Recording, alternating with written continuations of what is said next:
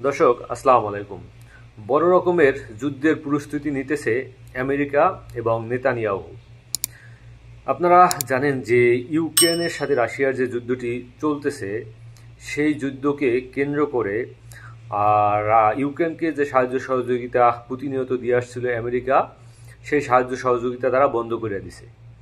America Donald Trump সিদ্ধান্ত নিয়েছে যে ইউক্রেনকে তারা আর কোনোভাবেই সাহায্য সহযোগিতা করবে না এবং রাশিয়ার পুতিনের সাথে তারা ডোনাল্ড ট্রাম্প ফোনে কথা বলেছেন এবং রাশিয়া যে অঞ্চলগুলো দখল করে রেখেছে সেই অঞ্চলগুলো ছেড়ে দিতে বলতেছে ডোনাল্ড ট্রাম্প এবং যে ইউক্রেন যে ন্যাটোর সদস্য হওয়ার ইচ্ছা পোষণ করছিল ইউক্রেনও যাতে কোনোভাবে ন্যাটোর সদস্য হইতে না পারে সে ব্যাপারে নিশ্চয়তা প্রদান করতেছে পুতিনকে ট্রাম্প পুতিনকে বলে দিয়েছে যে তুমি যে অঞ্চল দখল করেছো এই অঞ্চল তোমাকে দিয়ে দেওয়া হবে এবং ইউক্রেন কোনোভাবেই ন্যাটোর সদস্য হতে পারবে না। এই জিনিসটা আমি তোমাকে নিশ্চিত করলাম। বিনিময়ে তুমি আমাকে কি করবা? আমি যদি ইরানে হামলা করি তাহলে ইরানকে কোনো প্রকার সাহায্য সহযোগিতা তুমি দিতে পারবা না। তো এরকমের একটি চুক্তি হয়েছে বলে অনেক বিশ্ব রাজনৈতিক বিশ্লেষকরা মনে করতেছেন। গত পরশুদিন ইউক্রেনকে আপনার সাহায্য সহযোগিতা দেওয়া বন্ধ করে দিয়েছেই সেখানে প্রায় $450 মিলিয়ন সাহায্য সহযোগিতা তারা দখলদার রাষ্ট্রের নেতানিয়াহুকে দিবে বলে তারা একটা আপনার চুক্তি করেছে বা প্রতিশ্রুতি দিয়েছে এবং বড় রকমের একটা চালান ইতিমধ্যে দখলদার রাষ্ট্রে এসে পৌঁছে গেছে।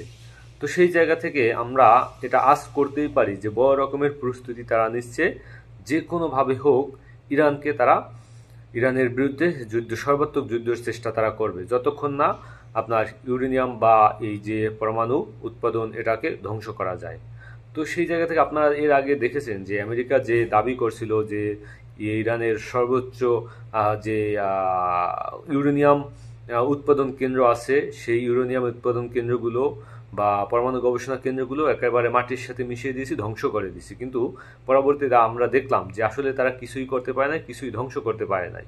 তো তারই ধারাবাহিকতায় তারা যে সেই পরমাণু উৎপাদন কেন্দ্র বা ইউরেনিয়াম ইনভেস্টমেন্ট যেটা চালিয়ে যাইতেছে সেটা মোটামুটি নিশ্চিত। তো সেই জায়গা থেকে এখন যে কোনোভাবে আপনার ইরানকে ধ্বংস করে দেওয়ার জন্য মধ্যপ্রাচ্যের বিভিন্ন রাষ্ট্রের সাথে ইতিমধ্যে ডোনাল্ড ট্রাম্প প্রশাসনের তারা কথাবার্তা নিশ্চিত করেছেন।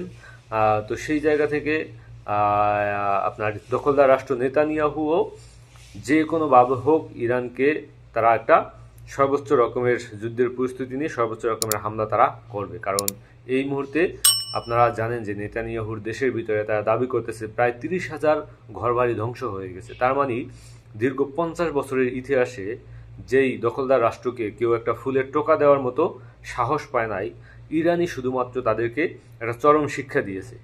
এখন এটা তো মেনে নিয়ে নেতানিয়াহু বসে থাকবে না। কারণ আপনারা জানেন যে যেই ইহুদিদের সম্পর্কে কোরআনেই বলা হয়েছে যে পাথর ফেটে পানি বের হতে পারে কিন্তু একটা ইহুদিকে কাটলে পানি বের হবে না।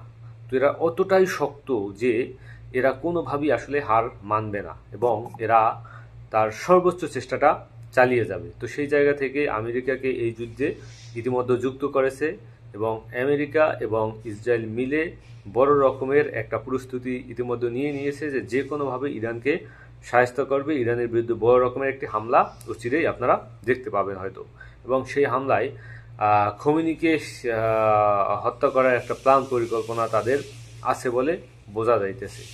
তো আসলে তৃতীয় বিশ্বযুদ্ধ শুরু হয়ে যাইতেছে ইতিমধ্যে।